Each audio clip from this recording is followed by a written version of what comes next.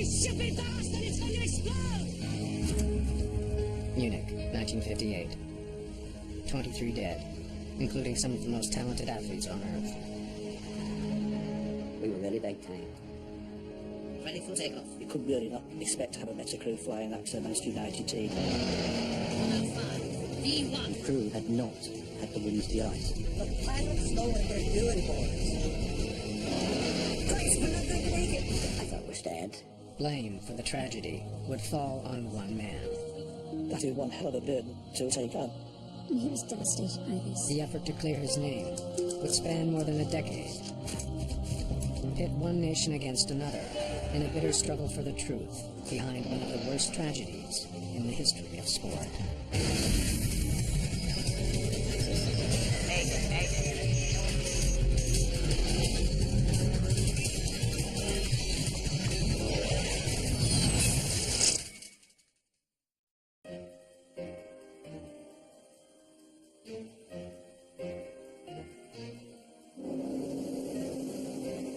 February 6, 1958. Munich Airport, West Germany.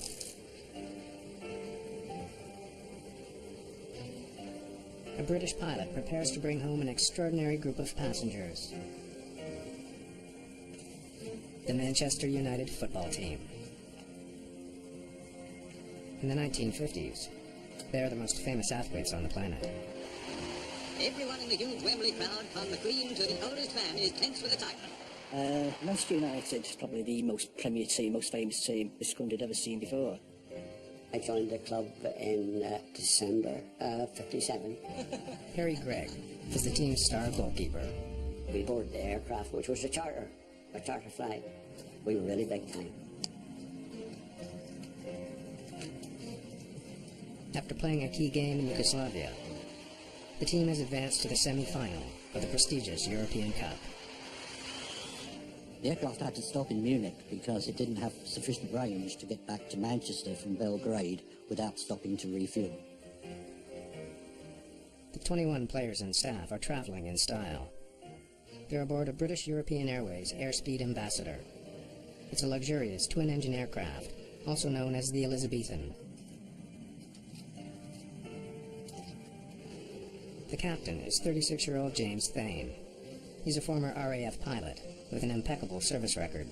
He was quite a remarkable man. He was very upright and honourable, very strong character.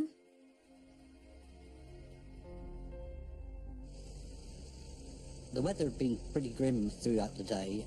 Snowfall in the morning gave way to a rising of temperature to just above freezing.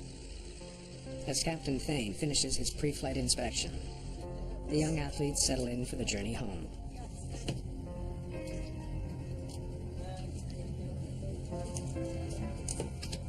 They were notable for the fact that their manager, Matt Busby, I'd like the lads to get a good night's sleep. was picking relatively young players in the team, and that's why they were known as the Busby Babes. Busby's babes start the second half in cracking form with that slippery winger. We're a young and wonderful team, which I'm very proud to have been part of.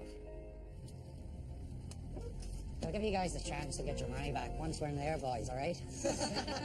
Travelling with the team are 11 of the UK's best-known sports journalists, eager to report on Manchester's latest success. Also on board are a few Yugoslavians catching a ride to the UK. 38 passengers in all. How's she looking out there? Oh, snow build-up's minimal. No need to sweep. Take this home. Happy there. 38-year-old co-pilot Kenneth Raymond is a World War II ace. He is also an Elizabethan captain and is in fact senior to Thane at the airline. They were both highly experienced pilots. You could really not expect to have a better crew flying that Manchester United team. They were great friends, and of course they were captains together, and they flew together quite often. Raymond and Thane have agreed that on this flight, they will switch seats. Port and starboard fuel cocks on, crossfeed off. It's against company policy, which states the commander should always sit in the left seat. But it's a rule that is frequently broken. Throttles, port and starboard, leaders, 1 inch open. Carb air, port and starboard, right. Carb Starboard airport and starboard wrap. Ignition boost switches off. Ignition boost switches off.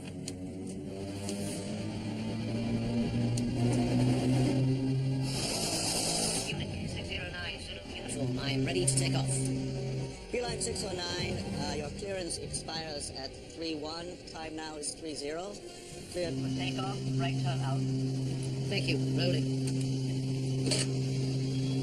In light snow, with the temperature hovering around freezing, Thane and Raymond start their takeoff run. Full power. Full power. I've been reading a book that one of the lads had passed to me. I was reading that. We sat off down the runway, and I looked out the window. No big deal at all. Temperatures and pressures okay. 90. 100. Takeoff speed is 119 knots. Abandon takeoff. But suddenly I watched the wheels lock and unlock, and the plane started to spin. And we stopped, slightly side on. Sorry about that. Engine fluctuating. 609, we are abandoning the takeoff. Tower, please say again. We are abandoning the takeoff. May we backtrack? Over. Engine boosting. I would think so, yes. The problem was the boost surge, and it happened with that particular engine on that particular aircraft. It was Bristol Centaurus engine. It was prone to doing this, especially at airports at high altitudes. And one of the problems was that the thrust sometimes opened too fast. 609, clear to backtrack. The Elizabethan taxis back to the start of the runway for a second takeoff attempt. I truthfully can say I was not too perturbed at all. Another adventure for a young man, and I was not a bad flyer at that time. Munich 609, Zulu uniform. When we get to the end of the runway, I should like to take off again. Is the clearance still valid? 609, your clearance is still valid.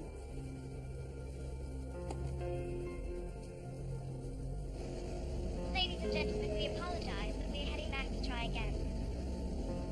Back to the beginning, sat, revved up as one would do, revved, and they took the anchors off, and I paid more attention this time.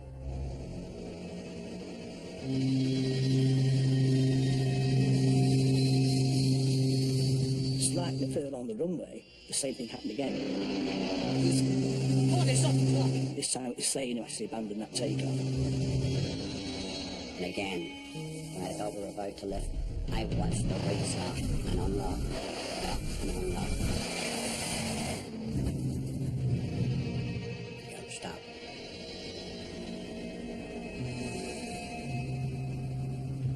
The Munich 609 Zulu uniform. We are abandoning this takeoff as well. Roger. Clear to backtrack. And the pilot came on and said, Sorry for that. We have a technical fault that we're now looking into. We're returning to the terminal for further checks. Nothing to be alarmed about, and we hope to have you airborne shortly.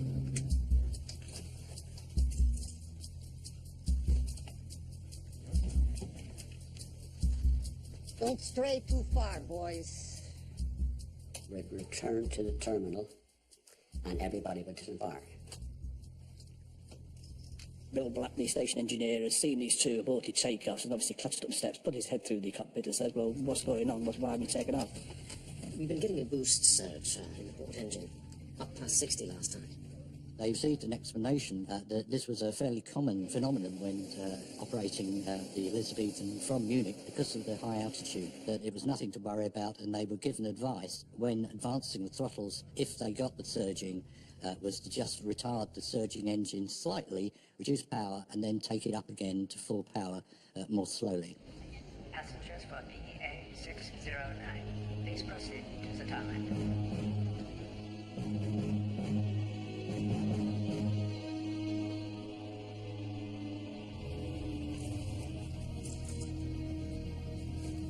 Within 5 minutes, the passengers had been offloaded, they were loaded on again. And then there was a surprise to them, because they'd had 2 aborted takeoffs, and now they'd have to go back again. If one person had said, this is great, we're not going, we would have had a whole lot of followers. But there you are, human nature again. Who's got the moral courage? But who likes to admit to being a coward?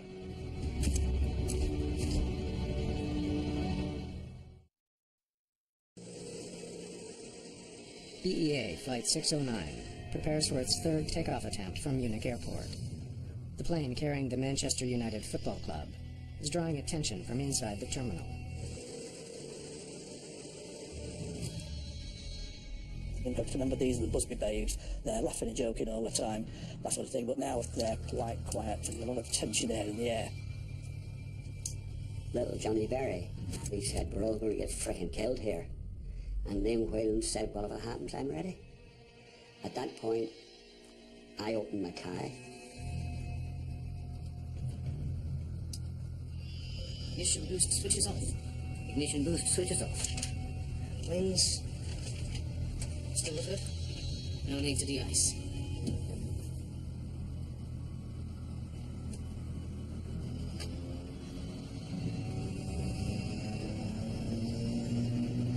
Munich Tower, Beeline 609. Uniform, I'm ready to taxi, over. Beeline 609, your clearance void, if not airborne, by 04, climb now, 02. Roger, understand. Valid till 04. Captain Thing has just 2 minutes before the window for takeoff closes. If this third attempt is not successful, his famous passengers will be grounded in Munich. Munich 609 Zulu uniform is ready for takeoff. Roger. The runway is more than 1,900 meters long, even with their plan for a gradual acceleration. The Elizabethan should be able to lift off just past 1,200 meters. So for the third time that day, they actually lined up the aircraft with the centre line, got the permission, clearance to take off, and they're away. Full power. Full power. Temperatures and pressures okay. Oh, surging slightly. He experienced a bit of this engine surging, which he retarded the throttle slightly and then advanced it again. Full power again.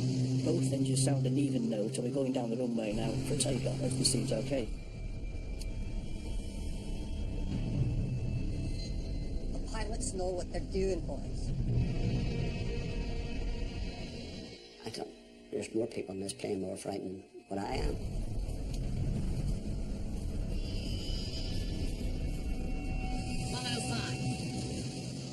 V1. Velocity 1 is the speed at which a takeoff cannot safely be abandoned. The point of no return. Raymond now is waiting, is anticipating now, thing to call out 119 knots, which is V2. At 119 knots, the plane can become airborne. But something goes wrong. They suddenly lose speed. Christ, we're not going to make it!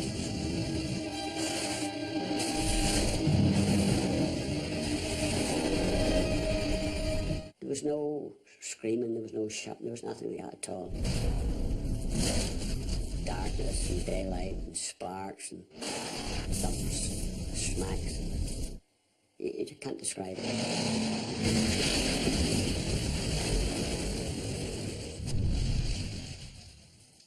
And then there was just complete and total darkness. I thought I was dead. The Elizabethan has crashed through a fence, hitting a tree, a house, and a fuel shed 300 meters beyond the end of the runway. And eventually I got to my senses, and I started to crawl uphill. And I got to the hole of what was left of the aircraft. And I honestly thought, I don't want to lie here. And then I heard a shout. Help, everyone, out now! It's going to explode! Help! He shouted, run, you stupid bastard, it's going to explode. Now the plane can explode! Come on, go, go, go, go! Run, you stupid bastard! It's going And I heard a child crying. I shouted, come back. Come back, you bastards! There's people alive in there! I went back in through the hole I came out of, and I found the little child.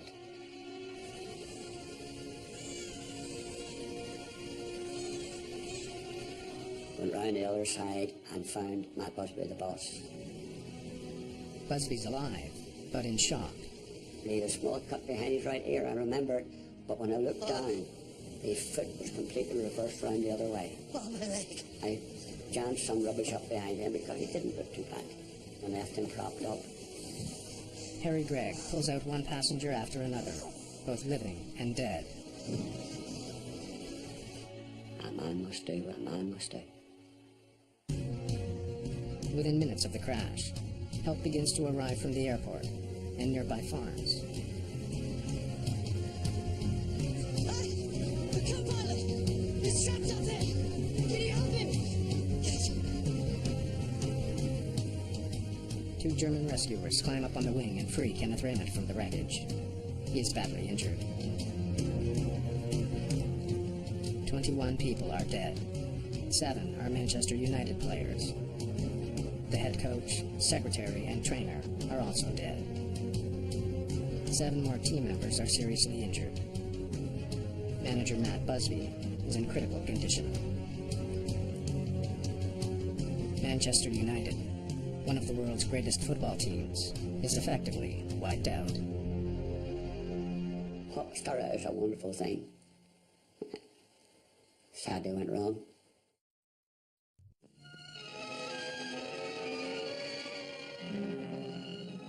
Near Munich, a fierce blaze marks the wreck of a British airliner. We had this pretty high-profile air disaster here. The stakes are quite high. Not long after the end of the Second World War, we got 2 pilots who fly in the aircraft who actually flew in the RAF during the war. Yeah, and Munich, obviously, as well, was that place where the cradle of the Nazi Party. So you've got the British government, you've got the German government. Everybody was going to Treguarre.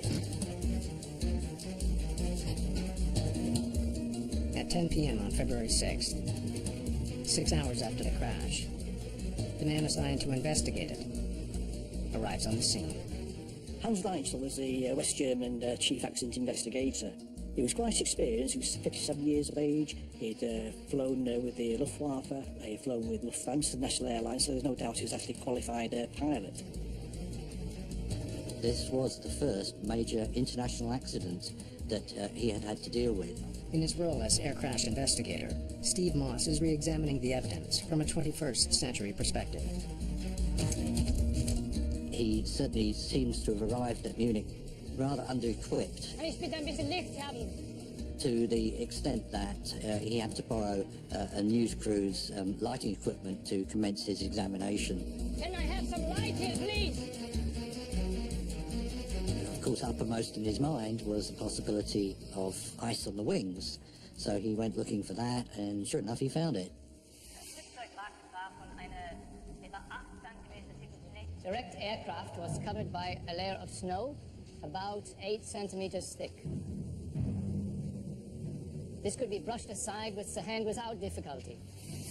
Under this, there was a layer of ice, frozen firmly onto the surface of the wing. Here! Reichel finds the only surfaces free of ice are near the engines. He assumes the entire wing was coated in ice before the crash, and that during the takeoff attempt, the propellers blew away the ice behind them. The day after the crash, investigators take a closer look at the scene. They examine the tire tracks, which extend 50 meters and right off the end of the runway. The information from the ground marks that the aircraft never got airborne must have, in Reichel's mind, reinforced this impression that ice on the wings was responsible. Manchester, from the moment the news came through, was a city in mourning. While millions wait anxiously for news of the seriously injured men, the hospital staff worked day and night to save them. Matt Busby was their worst problem. For 2 days he lay between life and death with one of his lungs completely deflated. Then came the welcome news: Matt was off the danger list. 6 of the 7 injured players also pull through. But the team loses one of its greatest stars. Duncan had died. Duncan died, I think, 10 days. Yeah. To this day, many regard Duncan Edwards as the greatest footballer the UK has ever produced. Co-pilot Kenneth Raymond also dies, having suffered a brain injury. James Thane is left to face a wall of questions on his own. Well, you see, on the first takeoff, we weren't completely satisfied with the engines. Any little bit of information that the press could get, there was another headline. It was relentless. So it must have been very difficult for him. 2 days after the crash, Reichel interviews Thane. After the accident, we established that the starboard wing had a layer of rough ice on it. The region of the propeller slipstream was free from ice. When I walked out of the aircraft on the first attempt, I could see the snow thawing on the wings and count the ribs of the aircraft. What did you say was the cause of the accident? My personal feeling is that there must have been a large quantity of snow built up at the end of the runway. Why were you sitting in the right-hand seat?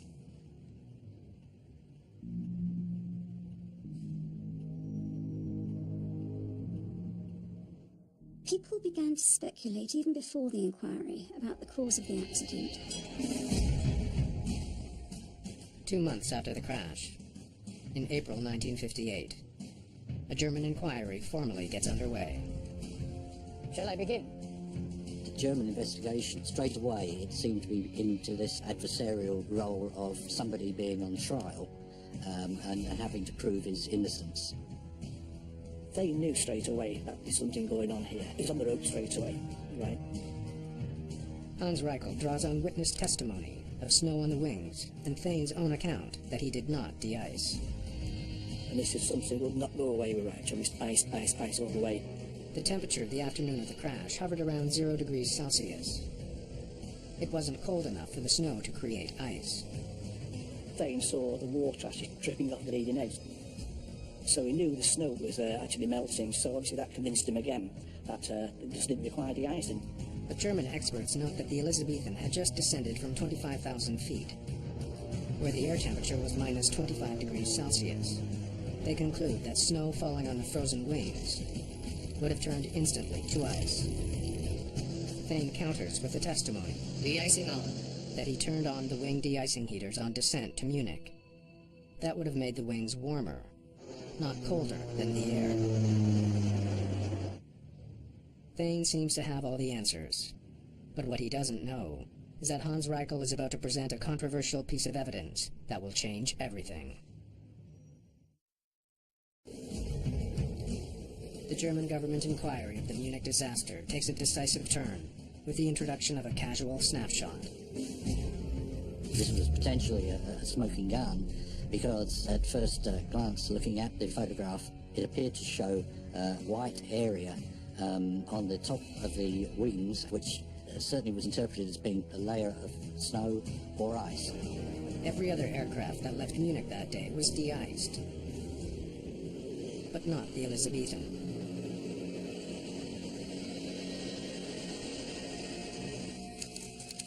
For investigator Hans Reichel, the crew's failure to de-ice is the leading cause of the accident. Apart from this icing, I could find nothing which might have been a cause for the accident or to have contributed to it. As for the house at the end of the runway, Clearly it was an issue because the aircraft struck it. the impact and explosion did make the accident more deadly. But German authorities find that according to regulations, the house was a proper distance from the airport. Finally, investigators consider whether the engine boosting problem was a possible cause. Orders off the top. The theory is quickly dismissed. The boost issue had nothing to do with the accident. One of the engines was actually carrying a crude form of flight recorder, which indicated that during the run, the engines were certainly delivering enough power to get the aircraft airborne. Während es knapp 2-stündigen Aufenthalt in München, In March 1959, a year after the tragedy of Munich, the German government releases its official report. It lays full blame for the accident at the feet of Captain James Thane. Ice. Ice on the wings, which they say was there before the accident. Simple. The German investigation also suggests that by agreeing to switch seats, Captain Thane may have created confusion over which pilot was in charge. And they said, Captain Thane, he's the one responsible for the deaths of 23 people and the decimating the Manchester United football team. That is one hell of a burden to take on. I think in terms of the press, obviously they like to have somebody that they can pin something on, and to that extent they saw him as a little bit of a villain. He was definitely badly treated. He was made the scapegoat. A year after the crash, James Thane's reputation is in tatters. The former RAF officer and accomplished commercial pilot is now a full-time farmer. The disaster at Munich haunts him constantly. I can remember Mum and Dad sitting up for all hours of the night talking about this, because Dad was convinced that there had been some external force that had affected the takeoff run. Thane is certain that ice on the wings did not cause the crash.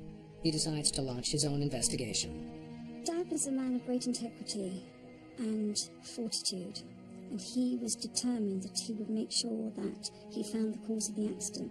But in 1959, there are almost no forensic tools at his disposal. For a start, of course, an aircraft of that size would have the benefit of a flight data recorder, a black box flight recorder, and a cockpit voice recorder. And if we could have that information from the 1958 Munich accident, there would be absolutely no doubt about the cause. V1. The plane reached 117 knots, but then slowed dramatically. Ice on the wings can't explain that sudden loss of speed. But something else can. Something Thane sees as the real cause of the crash. Slush on the runway. So imagine you're driving on a dry road during the winter and you suddenly enter an area of slush. Canadian aviation expert Terry Townsend specializes in the study of runway contamination. Immediately you're going to notice resistance on the vehicle from the slush, and the same thing happens on the aircraft. Thane believes other planes didn't have slush problems that day because they took off on the first two-thirds of the runway, since the Elizabethan accelerated more slowly to compensate for the boost pressure problem. It rolled further into the unused part of the runway with deep slush. It takes more power to overcome that slush. Thane learns that 9 years earlier, a Trans-Canada Airlines plane failed to take off on a slushy Vancouver runway. They did some research and found that as little as 5 centimeters of slush could really adversely affect the aircraft's ability to reach takeoff speed. The German investigators have dismissed slush as a possible cause, insisting it was ice on the wings. But through his research, Captain Thane uncovers a shocking omission. Captain Thane's personal campaign to restore his reputation requires tremendous effort and a bit of luck. We quite fortuitously came across a witness who had made an inspection of the wreckage immediately after the accident. Karl-Heinz Seffer was among the first at the scene, climbing up on the wing to help pull co-pilot Kenneth Raymond from the wreckage. He was later interviewed by investigators. Ich kletterte über den rechten Flügel hinunter. Mir fiel kein Eis am Rumpf oder am Flügel auf. Ich trug Gummistiefel. Da war kein Eis, sonst wäre ich ausgerutscht. But when this report was read out to the first German commission, only part of it was read out. That part which included the evidence that he couldn't find in the ice was left out. All this was set up, it was all stage managed, you know, Thane was going to be made a scapegoat, it was going to be ice on the wing, it wasn't going to be runway contamination. That's in spite of eyewitness accounts from the air traffic controllers, which also supported the slush theory. Beeline 609, your clearance expires at 3-1, time now is 3. The most crucial eyewitnesses saw the aircraft start the takeoff run as normal. About halfway down the runway, they saw the nose lift, which would be standard procedure. But then, unusually, they saw it go back down onto the runway, which of course should not happen. This crucial eyewitness evidence was also omitted at the inquiry. It's quite notable that the air traffic controllers that were called as witnesses were the trainee ones, and that the qualified ones weren't called. The only person to testify about slush on the runway was the Munich airport manager. He said he inspected the runway and found the slush was less than a centimeter deep. Slush can be difficult to measure because it can vary significantly in height across the runway. The slush can be 1 centimetre high in one place and it can be 10 centimetres high in another. So a number of samples have to be taken in order to get a reasonable average. Also in question is Reichel's conclusion about ice on the wings. That it must have been there before takeoff, since the only areas without ice were behind the propellers where it blew off. A scientific challenge to this view comes from a most unlikely source. Captain Thane's wife, Ruby. She was a remarkable lady, being one of the first women to get a first-class honours degree from Bristol in chemistry, physics and maths. A trained chemist, Ruby Thane points to the massive amount of fire-extinguishing chemicals sprayed on the burning wreckage.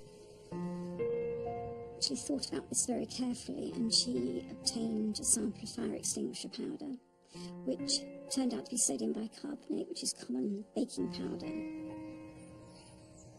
So she would go out and sprinkle it on the metal car, thinking it might simulate an aircraft wing, and found that if that mixed with snow and water, that this solution would freeze at a lower temperature than that was recorded at Munich that night. Firemen trained their hoses mainly on the engines. Ruby's experiment could explain why ice did not accumulate in those areas, but did build up on the rest of the wing in the hours after the crash. With new eyewitness testimony and compelling scientific evidence, another side of the story begins to emerge. If it's ice on the wings, it's the captain's fault. He is to blame. Lead one. Of course, if it's slush on the runway, then really it's the airport to blame.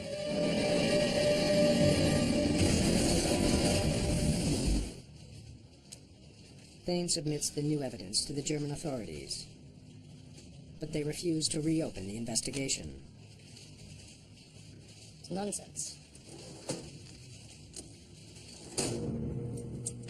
In 1961, EEA officially fires Thane, primarily for violating the company's policy against pilots switching seats. Well, they sacked him, and he was devastated by this, or something which was effectively a little company regulation, but other people did that as well. EEA, obviously, if you think about it, did not want a pilot like that on the flight deck. As they're about to take off, this is your captain speaking, Captain Thane, I'm the one responsible for 23 deaths at Munich in 1958, so no airline wants that. A conviction of convenience.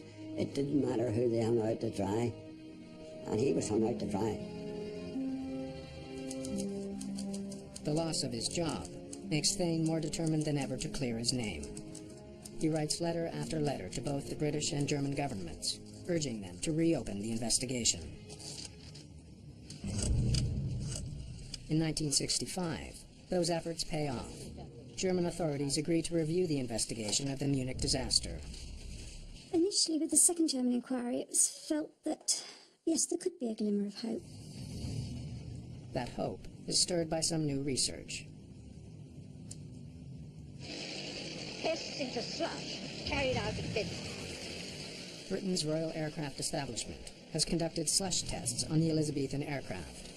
Basically, they flooded the runway to varying depths and simulated a takeoff run using an Ambassador aircraft. The results of these tests were quite alarming.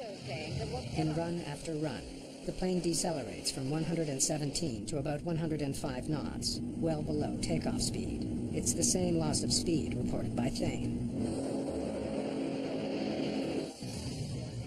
We're hoping that when the Germans have considered, if they consider all the relevant evidence, we shall get them to reach the conclusion that the aircraft accident was due to slush on the runway and not ice on the wings.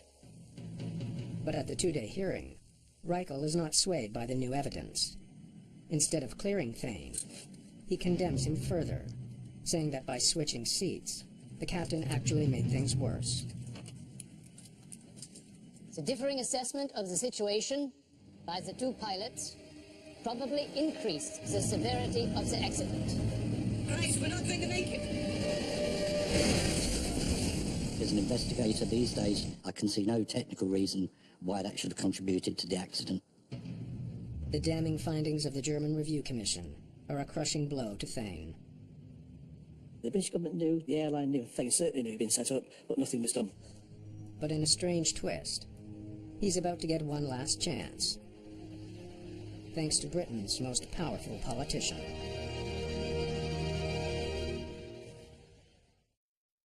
Thousand expectant fans packed the stands to see great football. The Busby Babes were raring to go. In 1967, Harold Wilson is Prime Minister of the UK.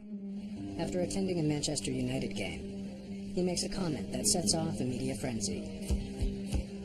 He says he believes James Thane was a victim of injustice. Became another headline, the fight goes on. Harold Wilson, he knew enough that Thane was innocent, and he really took it on. It was debated in the House of Commons, and then it went ahead, and this was the most thorough inquiry yet. In 1968, British investigators conduct a study to determine whether slush or wing ice caused the Munich disaster. Their findings immediately call into question the accuracy of the two German reports. Photographic analysis shows that the white on the wings is not snow. It was merely light, reflecting off a wet surface. A new picture was taken from the original negative, which showed clearly that the markings on the aircraft said there couldn't have been ice. As well, 3 separate experts determined that the amount of ice Reichel found on the wings, 5 millimeters, would not have been enough to prevent takeoff. I don't see how a layer of ice, even 5 millimeters thick, could account for a deceleration of the aircraft. Then, the British inquiry takes a dramatic turn when a star witness appears. Reinhard Meyer, a pilot who was first on the scene of the crash. Ich ging hin und untersuchte den Flügel des Flugzeugs und bemerkte nichts in der Art von Frost oder angefrorenen Ablagerungen. Nur schmilzte den Schnee. It turned out when he was called to give evidence, he said, well, I spoke to Reichel personally, face to face, and told him what happened, that I'd come to the aircraft, I'd looked for ice immediately after, within minutes of the crash, and I found no ice, just melting snow only.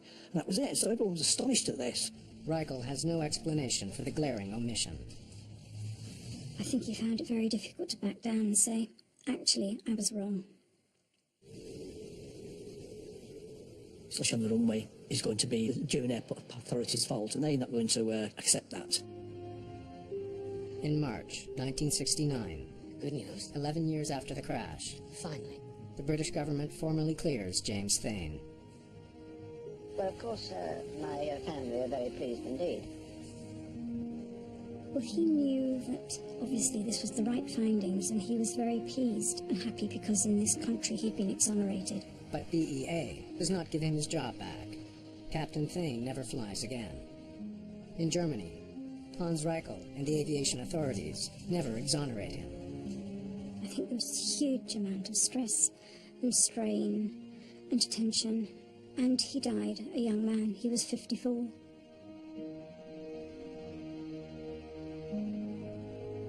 At Munich, there were 23 victims, and Captain Thane was the 24th. 10 years after the accident that killed 8 of its players, Manchester United becomes the first English team to win the European Cup. The maestro of Manchester United had groomed a team great enough to beat Europe's best. A cup they might have won in 1958, if not for an aviation disaster that devastated the finest team of players Britain had ever assembled.